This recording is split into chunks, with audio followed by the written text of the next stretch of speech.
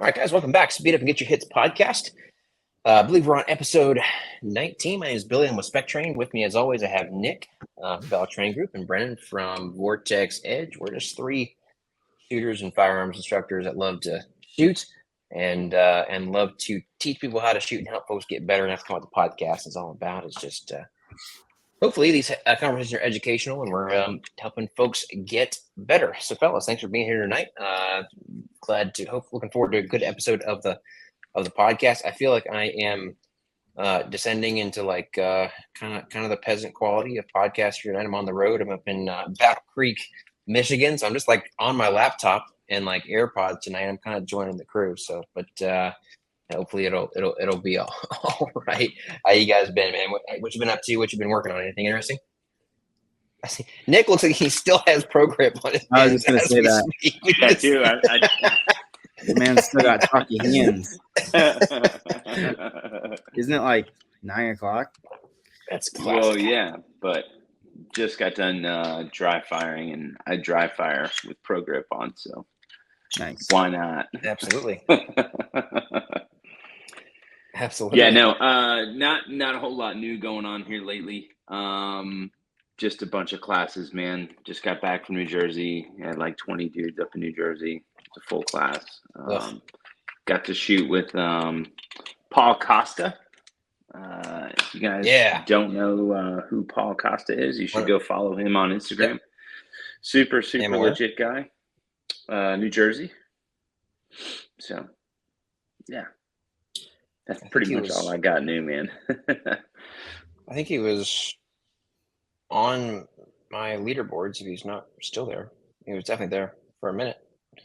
But yeah, cool dude for sure. Been seeing him put out a lot of good stuff. That's awesome. Not a whole lot with me. Trying to think since the last time. So like MD'd my first match successfully. I say successfully, nice. And like the match happened and like, everybody shot and had a good time, things like that. Only nobody died. All that kind of good thing. That was fine. So that was pretty fun. I think I finally, if I'm doing my math right, which I'm pretty sure I am, I think I finally bumped up into master class after many long years of that not happening. So that's cool. And then we just got done teaching a couple day night vision class, which is always a good time. Actually teaching a night vision class to our like new product development engineers, which is kind of fun. So they get real technical about all the specs and stuff. So, but it's a good time. So cool. For the record, I also did the math, and it looks good to me, bro. It looks good to me. We'll see, man. That's awesome. Congrats. I finally sat down and on that. Like I dug up all my old like Excel knowledge, which I haven't had to use Excel at a job for like a long time. And with my wife's help, we made this table where if you could input all of your data from USPSA.org, and then you have like what if analysis and stuff. And yeah, so it's like sitting there clearing out your calculator 800 times. This is hands down the most Asian thing I've heard all day. Oh yeah, dude. But people do be doing the math wrong on that shit a lot. So this is true. This is true. Well, I have done it wrong in the past.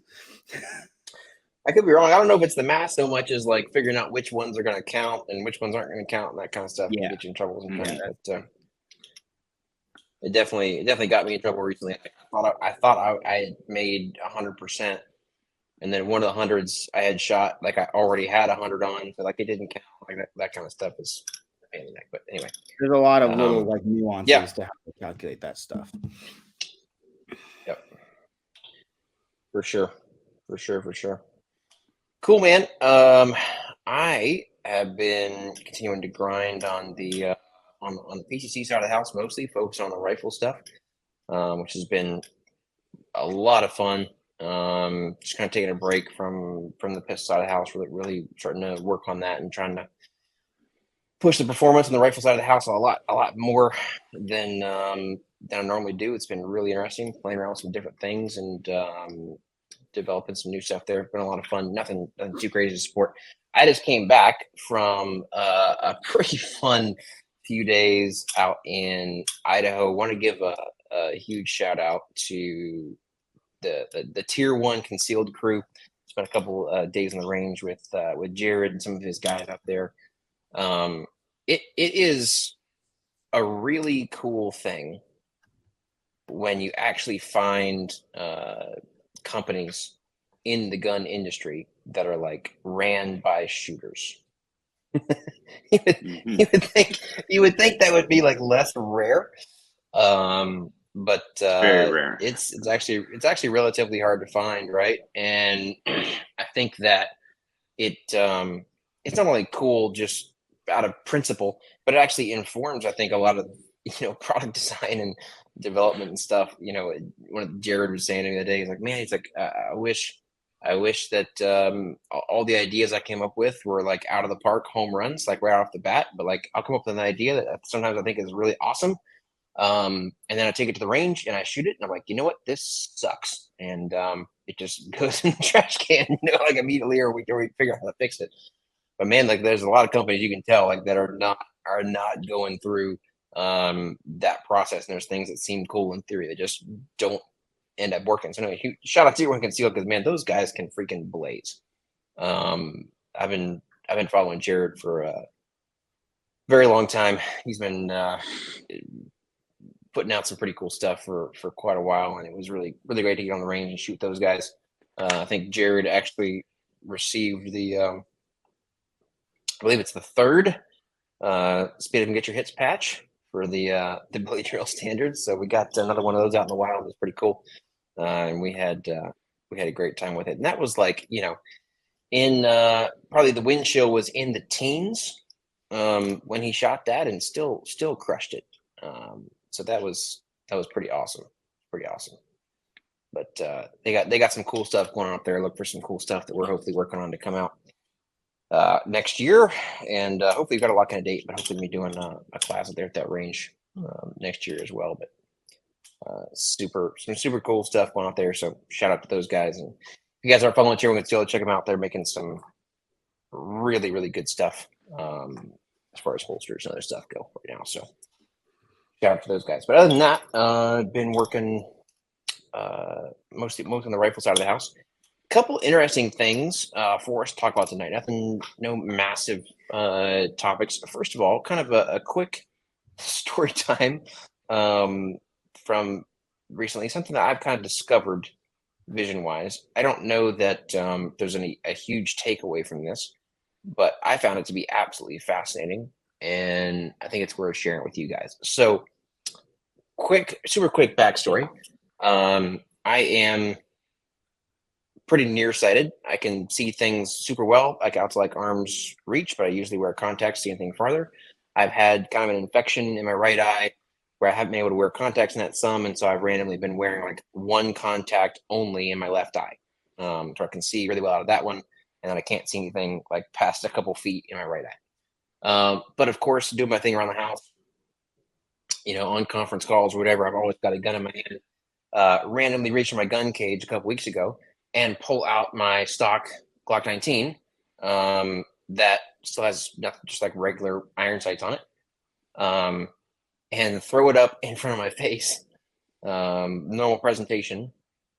And I was like, what in the heck am I looking at? Because it was kind of wild. My left eye with the contact in it could actually see my target normally, like target focus shooting. And then my right eye could still see the iron sights like perfectly clearly. So I could kind of see all the things at one time, and I was like, well, that's pretty wild. But didn't really go shoot about it, kind of forgot about it. Was with a shooter last week who tells me, he's like, man, whenever I used to go take classes and they were all about iron sights, I never really understood what instructors were talking about with iron sights, but I was kind of embarrassed and never really said anything about it, because they would say, hey man, you got to be, when you're shooting both eyes open, you got to have a super clear focus in the front sight. You'll have a blurry target, blurry rear sight, that whole old school thing. And he's like, man, whenever I'm shooting iron sights, I would just have like a perfectly clear target, perfectly clear front sight, and perfectly clear rear sight. And I was like, what are you talking about? He's like, that's just what it was. And he said he finally got with, finally had the nutted up and explained it to an instructor he was with. And the guy goes, huh.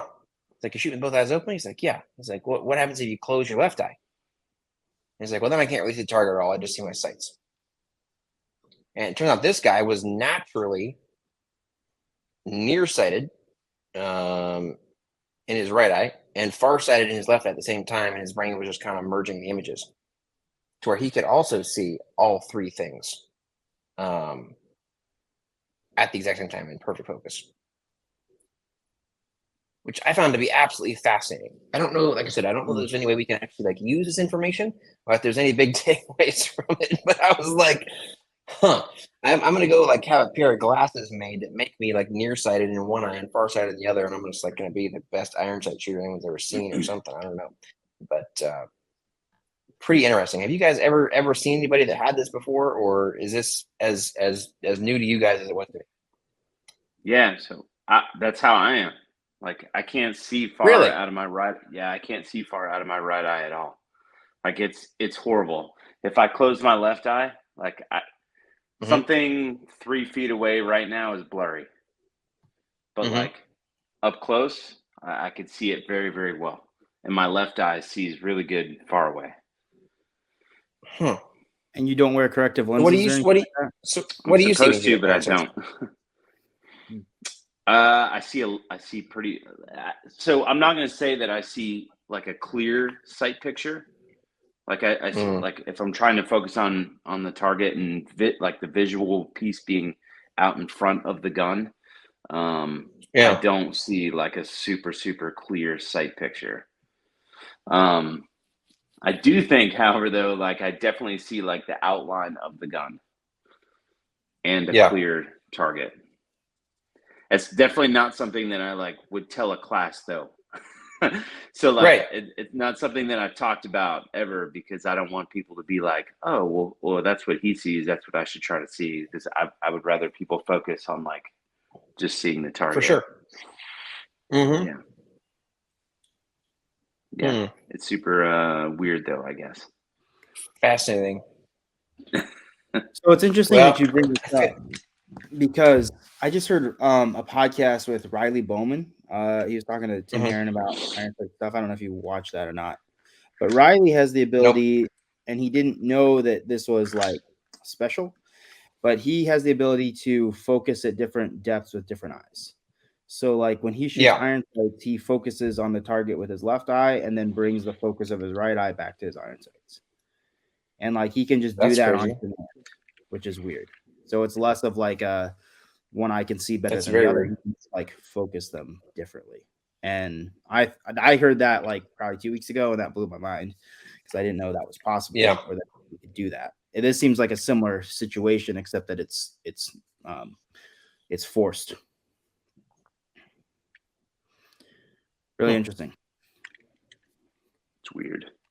It is. It is weird. I was fascinated. I'm about to go rip out my right contact and try it out. It's pretty. I'm like looking at an airsoft gun right now. Pretty fascinating stuff. I'm interested in exploring it. Just understanding what like different people see. Obviously, it's super important from a instructing standpoint, and how things are different. But I'm not really sure there's any way we can use this information. But it was pretty cool when I threw that gun up for someone. I was like, have I just like hacked iron sights? Because this guy told me, he's like, man, it's like the first time I put glasses on and I tried to shoot irons, I'm like, oh yeah, these really do suck. Which they do. For most of us.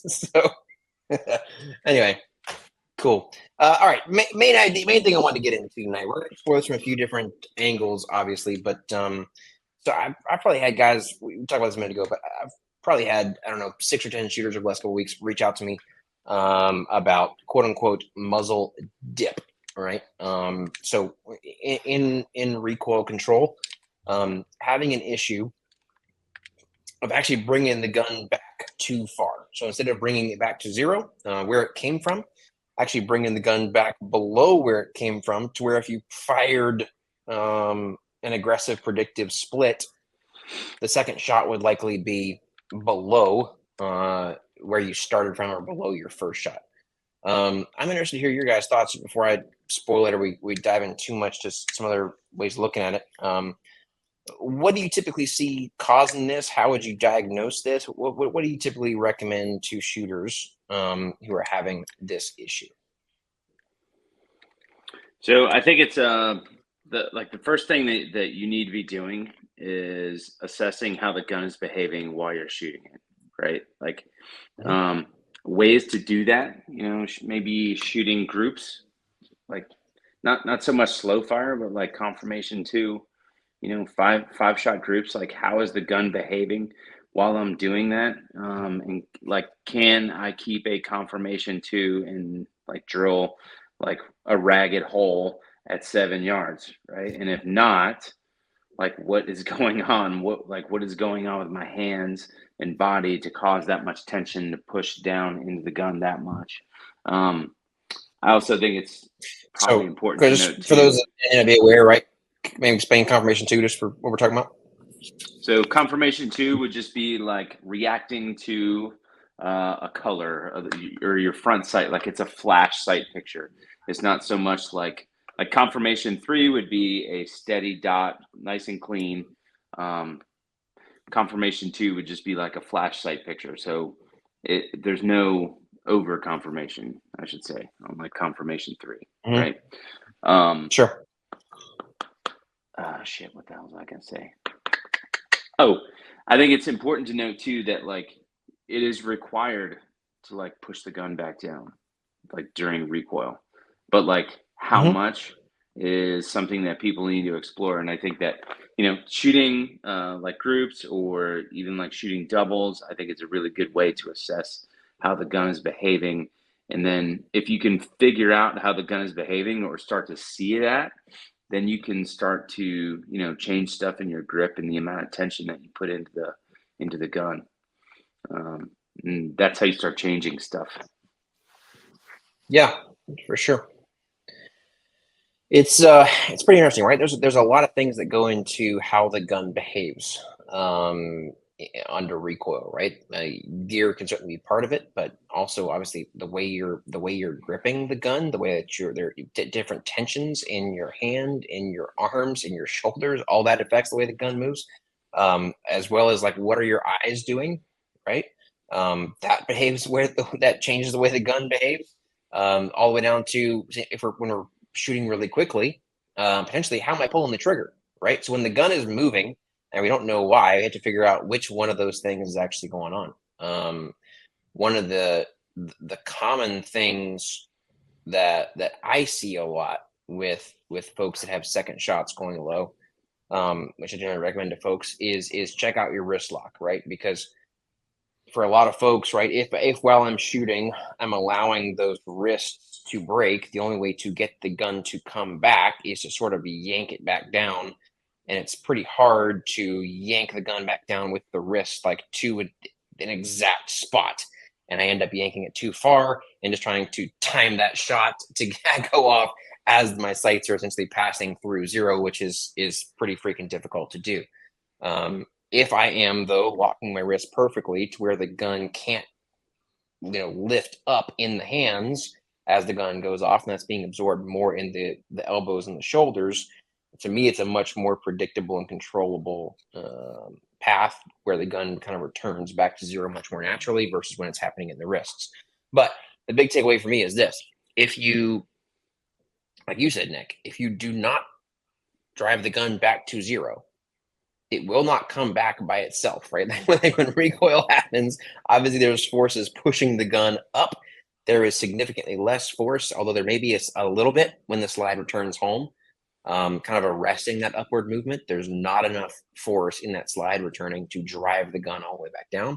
And so the gun's not going to come back. So if the gun is coming back below zero, then you did that.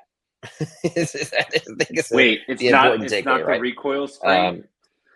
It's not your recoil spring. It's not because you're shooting 124s or 147s. It's not that, man. I hate to tell you that. But like, man, I've seen so many people recently in the even some fairly high level shooters, like in the competition community, talking about this. Like, man, I've got to change my springs out to get rid of this muzzle dip or whatever. And it's like, well, if you just want to be able to return the gun the exact same way that you currently are, and you're only ever going to shoot that gun and you're only ever going to shoot that load, and instead of learning how to shoot better, you just want to change your loads until it works out, and then technically you can do that, right? But for those of us who don't have all that luxury, like, you need to figure out how to return the gun to exactly where it came from, right? And I think it's totally doable. So let's talk. Nick, you talked about kind of analyzing how the gun's moving, and you mentioned strings, right? So like what's super popular these days is like obviously doubles. It's kind of what like what Ben calls it. He's made that way of shooting pretty popular. What is your guys' thoughts on, if I'm trying to think about how the gun's moving, recoil control, that kind of thing, diagnosing grip, so on and so forth? What do you think the pros and cons are of just shooting like individual pairs versus like longer strings, 5, 6, 8, 10 rounds, that kind of thing? Dude, I love shooting doubles to Mm-hmm. kind of diagnose how the grip is, or like diagnose what exactly the grip is doing. I think Mm-hmm. doubles are a really good test of like the durability of your grip, because I think doubles are going to bring up things like tension in your body. And if you don't have that stuff worked out, you're 100% going to see um, the effects, that it's going to have on your grip. I think it also brings up vision, right? I think we would Yeah. be remiss to skip over the visual piece of this too, because like, I know you guys see this a lot, and like I think that this is like super common. Like, as soon as people go to start shooting doubles, I think that their vision like bounces back and forth between the spot that they want to hit and the dot lifting, especially dot Mm-hmm. shooters, because of the dot is so much information. And I think that when they see the dot lift, or since they're looking at it, there's more perceived movement, and then they start pushing down into the gun. Like, I think it's like super common if you shoot doubles out at like 15, 20, 25 yards, right? Because since you're getting further and further back, there's a ton of perceived movement. And like I say, if your eyes are bouncing back and forth, you're going to push it down, and you're not going to stop. You're going to push it down too much, and you're not going to stop at the point that you're aiming at, because you're no longer looking at it. So it's almost impossible to aim at it if you're not looking at it anymore. I think that if you had people shoot doubles on steel, you would probably see the same thing up close, because they would see the entire piece of steel rather than looking to a specific spot. Mm-hmm. Yeah. It's super interesting to look at those things at different distances and targets. One of the big things I see all the time is folks at 25 yards, as an example, just stop giving a crap about recoil control at all. Start gripping the gun super loose, relaxing the wrist, and just like letting the gun go, and it's kind of like letting it come back and like shooting again. I'm like, bro, what are you doing? But you don't even think about it. It's just like, it's kind of old habits from like, I think slow fire shooting, right? For a lot of folks only ever shoot at 25, 35, 50 yards in like slow fire bullseye mode, and don't even realize they're not shooting fast, because like, well, of course you're not going to shoot fast. It's 25 yards, and it's like, still going to shoot as fast as you can. And so it's interesting to adjust that. I think the biggest, there's a couple of big differences for me. So number one, like, yeah, is there value in, like, as an example, shooting the bill drill or even longer strings? 100%. But as an analysis or diagnostic tool, most guys, right, when I have them shoot a bill drill and I go, hey man, what happened on shot 4? They look at you like a calf at a new gate. Like, what shot 4? Did shot 4 even happen? Right? Like, there's very little processing of what exactly was happening on each one of those shots. And if you don't know what happened, then you can't learn from it, and you can't build off of it. Right? Whereas when you shoot individual pairs, just 2 rounds at a time, If you can't keep track of 2 rounds, well, I don't know what to tell you. Like you should be able to do that, right? So it's just a lot easier to pay attention, make adjustments, understand what's going on. You're also, I think, making sure you're starting with your sights like actually on your intended point of aim for each pair. So like for a lot of people, you know, if I'm shooting a longer string, things tend to like drift, especially if the vision is lacking, like you were saying, Nick.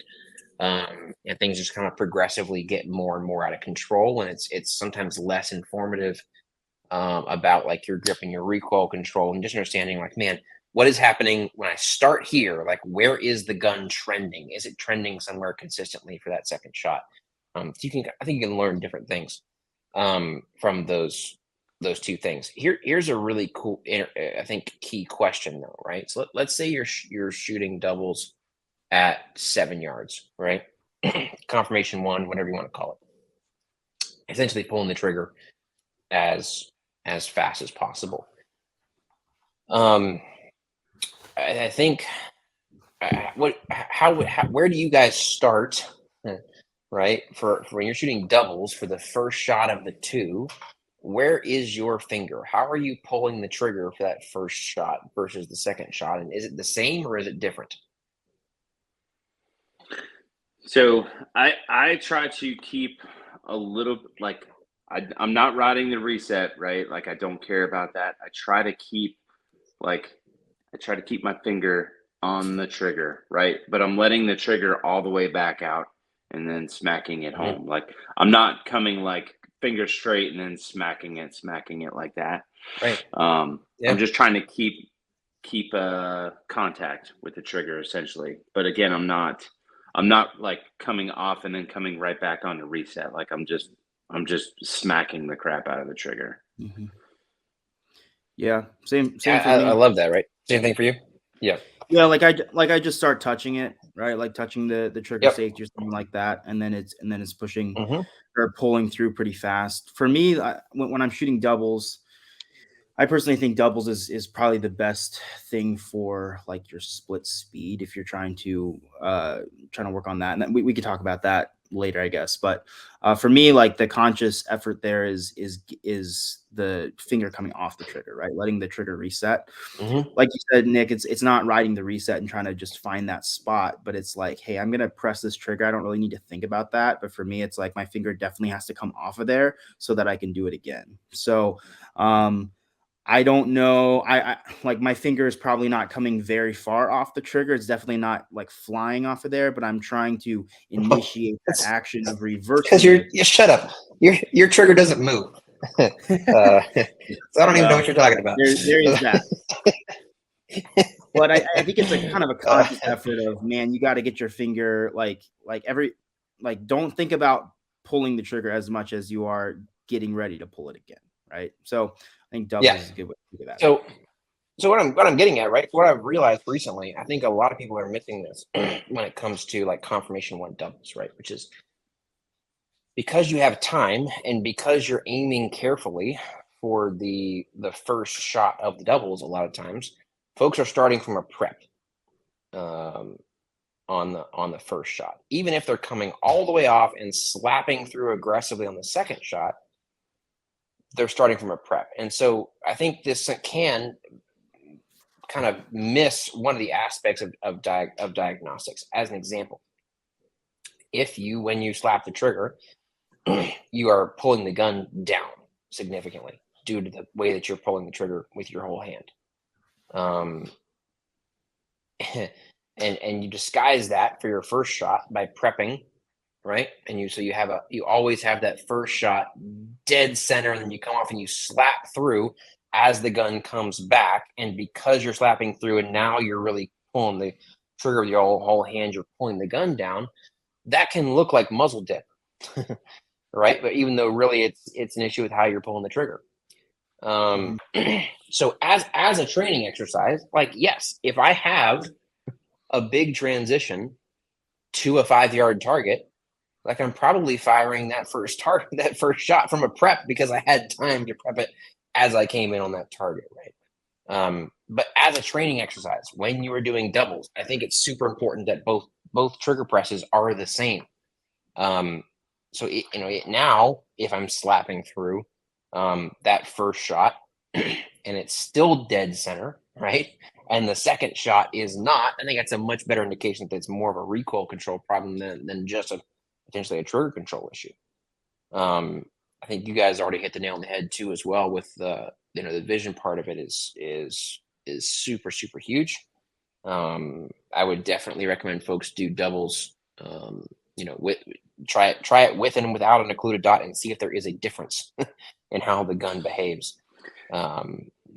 Might find some interesting stuff there, because like our friend Scott Jelinski says, right? Like, what's the great thing about the dot? It goes where you're looking. What's the crappy thing about the dot? It goes where you're looking, right? And so if you are not leaving your eyes locked into your intended point of aim, like, the dot's not going to come back to that spot. It's just not.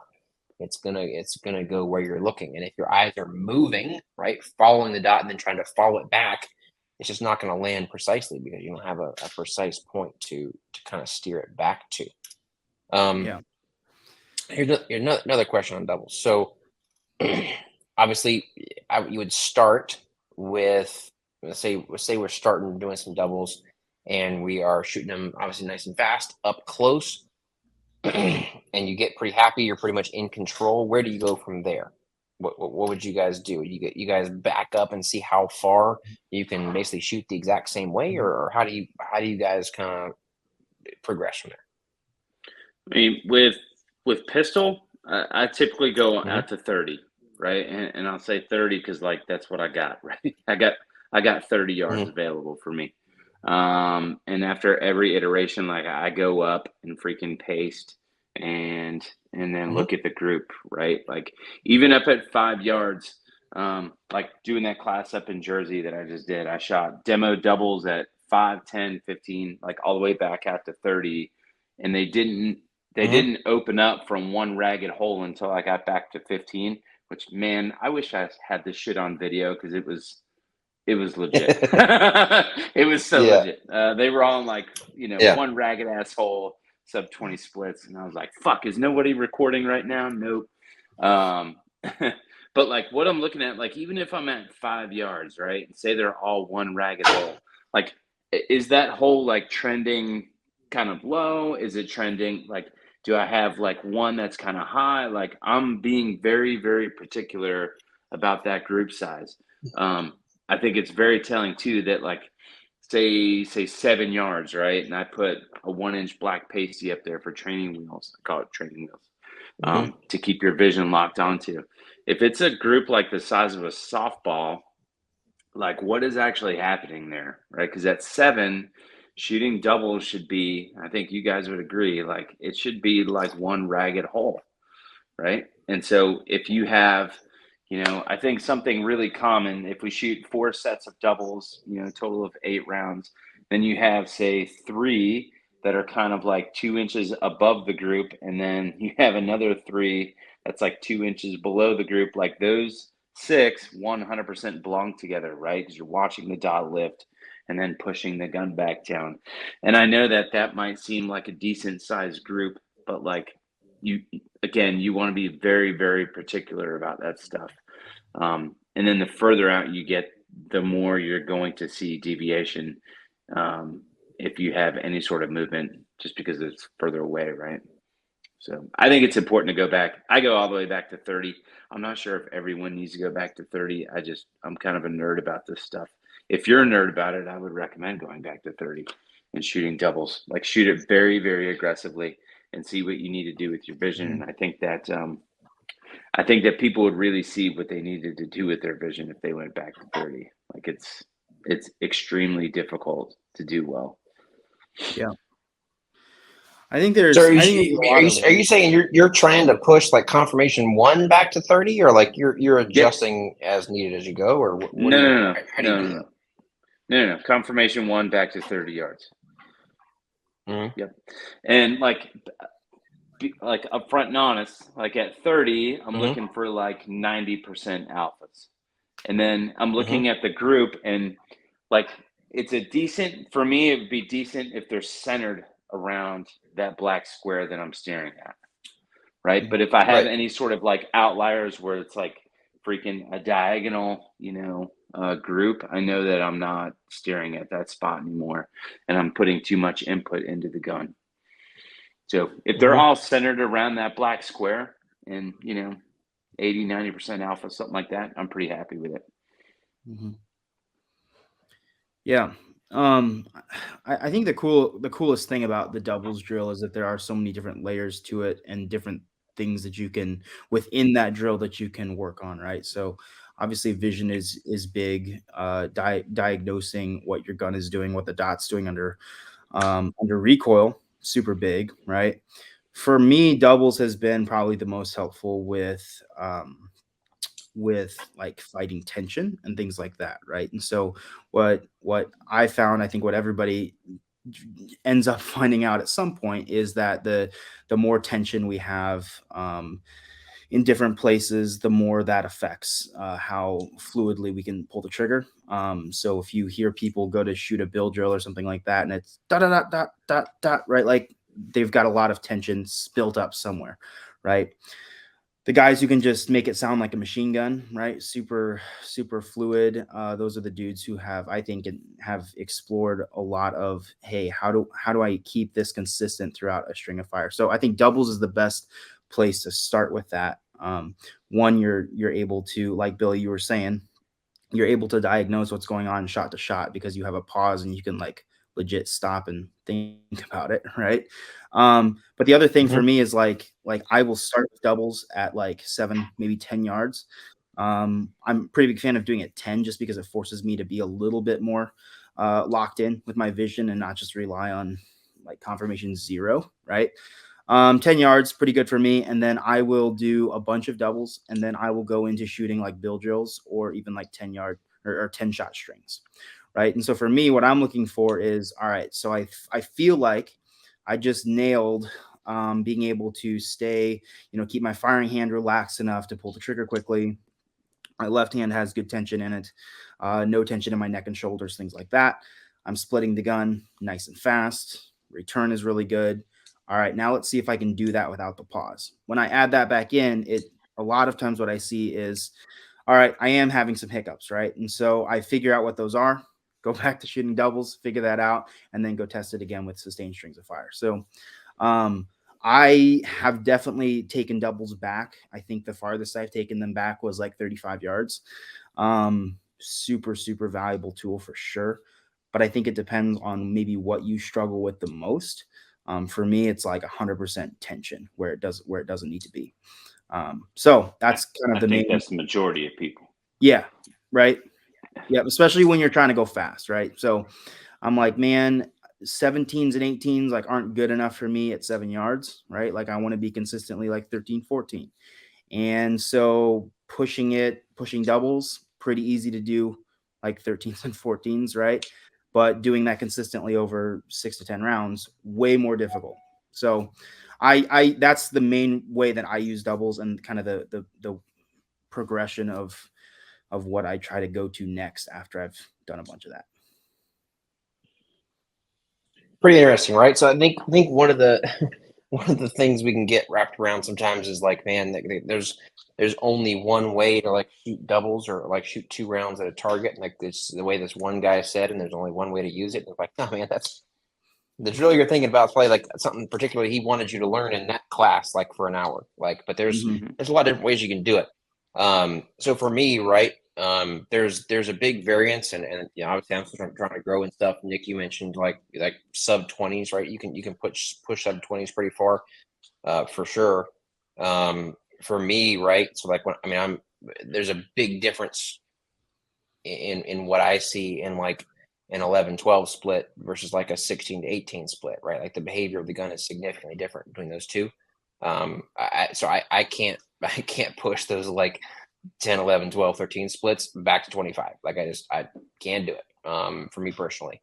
So one of the things I think is super interesting, right? Start with whatever your confirmation 1 is, right? I teach it a little bit differently than some of the others, have different kind of confirmation levels, but whatever you do at 5-7 yards, whatever you're seeing, however you're pulling the trigger, like, yes, a lot of value in taking that and pushing it back, as far as you can, and seeing how far can I push this, and not only how far can I push this, but the deal is obviously when you're doing it at 5 or 7 and you've got that ragged hole, sometimes it's a lot more difficult to see trends than it is when you start getting farther back, right? You start seeing those trends a little bit more easily. And that's really what you're looking to expose, is any kind of a trend. The farther back you go, obviously the groups are going to start getting bigger. It's just part of it. But they should be really essentially expanding concentrically around your point of aim. If you're seeing trends in any direction, that's something you want to look into and try to figure out why that is. Once you get back to a point, though, I think once you can't push that any farther, I shoot doubles at all of the confirmation levels, right? So yes, I'll shoot confirmation 1 doubles, but then I'm going to shoot confirmation 2 doubles, and then I shoot confirmation 3 doubles as well at the appropriate distances and target difficulties. And I'm looking for, you're probably not going to, I don't think when you start switching to higher levels of confirmation, you're not going to really learn a whole lot new about the way you're gripping the gun, about your tensions, about your recoil control, but it becomes really just a visual drill there, right? Can I say, okay, this is what I'm trying to require myself to see on every target, and then do I have the visual discipline to actually shoot that, right? To hold myself to that and see what I need to see for every shot. But then number 2, right? Am I doing that efficiently? In other words, am I shooting as soon as I see what I need to see and not waiting for something more and not over confirming it as well, right? And then for each of those confirmation levels, I would push those back and continue to test how far and on what kind of target difficulties I can use those confirmation levels.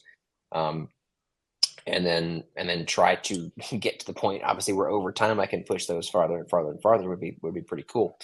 But so I think there's a lot of different ways to do doubles. I think for a lot of folks, the only way they shoot doubles is confirmation 1, starting up close and then going back and seeing how far you can push it.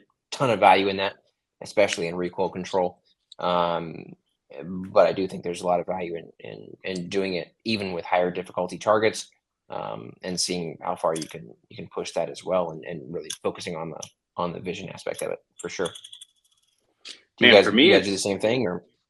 Yeah, like I would say, like I go back to 30 because for the main reason is because, like, dude, if I could shoot a 17 split and get an Alpha Charlie at 30 with confirmation 1, then confirmation 2 is going to be like a 22 split at 30, and it's going to be 2 snake eyes.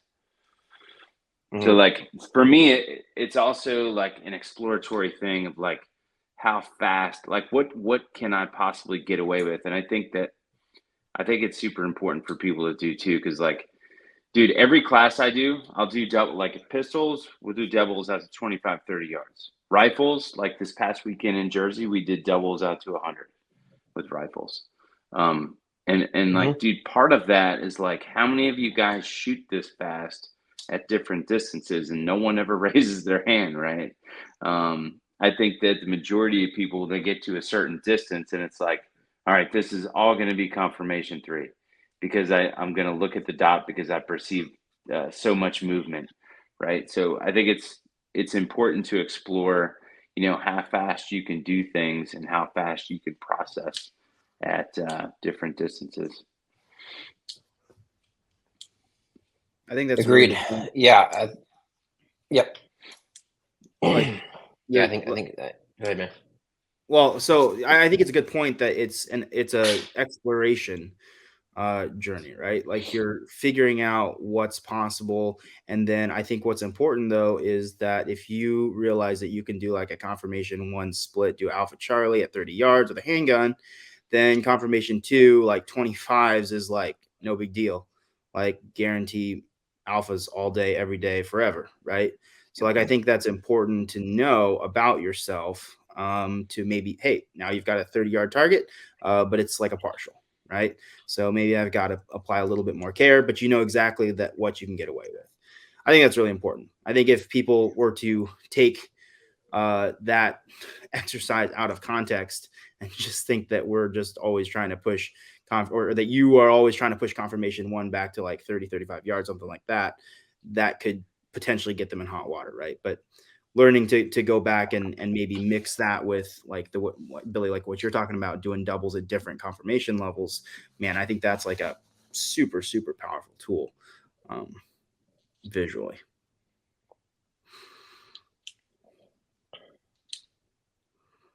Yeah, for sure. Yeah, I think it's interesting, right? So like one of the things that I do too is I think you get so the exploration portion of it is huge. You can think about whether you want to think about it as like speed mode or whatever, seeing how the gun behaves in doubles, seeing how far you can push it. I think then typically what I will do, right, is test things that I have found. Like if I'm making an adjustment or if I'm pushing something farther, I will use doubles for exploration, and then I use longer strings of fire for testing, right? So I think as an example, a bill drill tells a much more realistic story of how that confirmation level actually works at that distance, right? Where the dot is not starting is because for a double, usually, right, we're starting with the dot stopped dead center on the point of aim, which is usually not the case in any practical shooting scenario.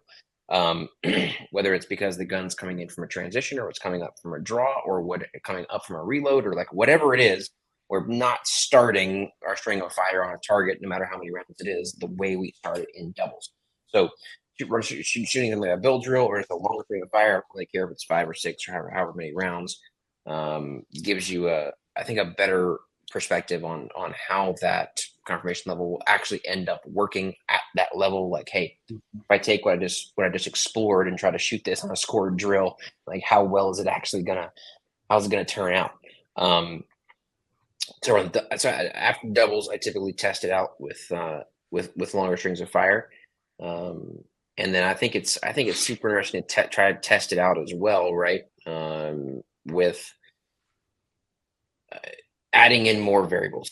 So you can add in the variable of a longer string of fire. Then you can add in the variable of like, hey man, I don't get to start exactly in my perfect stance, like lined up on this target exactly like I want to. I got to run into this position and do it, as an entry. I think for a lot of folks would benefit, lining up multiple targets with some transitions at the same distance, so they only have like one visual process to think about. How does that work, right? And then when you really want to get spicy with it, obviously targets at different difficulties, right? So I can try to call up those confirmation levels on demand. What do I need to see? How do I need to pull my trigger? And see if you can actually, execute it with that kind of throttle control and see what you need to see at the different distances and see how it works. See how it works there. Super, super important. Like you were saying, Brennan, I think you can, it's pretty interesting. You do kind of what Nick's talking about as far as pushing, some of the confirmation levels pretty far back, do trigger control speed, anything like that. And you ask guys, okay, so what's really appropriate, for shooting these targets, like on a stage or whatever. And they go like, well, obviously now we're just going to shoot confirmation 1, like all the things, right? And it's like, yeah, good luck with that. Good luck with that, right? Like it doesn't actually work out quite that way. Yeah. So after the exploration, actually test it out with some higher difficulty variables and see what's what, I think. Cool. I like it. So, muzzle dip is not your recoil spring. That's the main thing I want people to take away from that conversation. Man, it takes work, man. Figuring out how your gun moves, playing with your grip pressures, learning exactly how much to push the gun back down. It really does. It takes a lot of exploration to where you can return the gun exactly to the right spot, at speed. But the tensions and pressures, don't change what gun you're shooting every 2 minutes. For a lot of folks. I can't say how many people see doing that. I'm like, well, no wonder. But like, if you want to see what your muzzle, like, if you want to see what the recoil spring does, like, lock the slide to the rear, get a good grip, and then send it home. That's what it does. Like it's not much. It's not much. Same thing with rifles. People do the same exact thing with rifles. You watch them push into a rifle really hard. And it's like, it's not your buffer spring, my man. It's what you're doing to it. Unfortunately, it's the harder answer, but it's what's happening. It's not your buffer spring. Oh my gosh. I love that. Yeah. It's really not a gear issue. It's really not, but interesting. All right, guys, that's about all I got on that for tonight. Did you guys got anything else you want to add on that before we wrap it up? No, man, I think it was good. It was good. A lot of Cool. great stuff. Cool. Yeah. Hopefully that's I helpful like for breaking folks, guys. down, like- Get shoot doubles. I like breaking this stuff down. I think it's important because we talk about it a lot. And then I think being able to like get into detail about one specific drill that we all really like. I like it. I think we should do more. Let's do it. Cool. Hopefully it's helpful, guys. There will be obviously links below make sure you're following these guys if you aren't already. And if you get a chance to train them, do that. If you have questions or future things you want us to talk about on the podcast, there's a link down below for that as well, where you can submit official questions and stuff for the podcast. And we will do our best to cover that in a future episode. And until next time, that was Speed Up and Get Your Hits. Thanks, guys.